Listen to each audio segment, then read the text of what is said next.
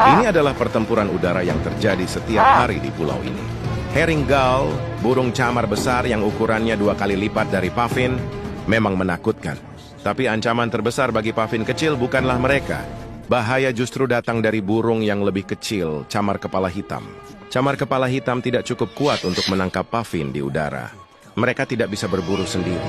Jadi mereka memakai strategi licik, mencuri ikan langsung dari paruh puffin.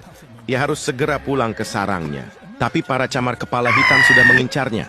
Puffin berkelit, menukik, dan terbang zigzag menghindari serangan. Beberapa kali hampir kena, tapi ia masih bertahan. Akhirnya, Puffin itu berhasil lolos dan mendarat di sebuah liang untuk berlindung.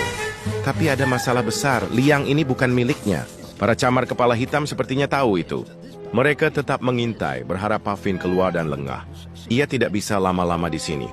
Dengan hati-hati, ia melihat keluar.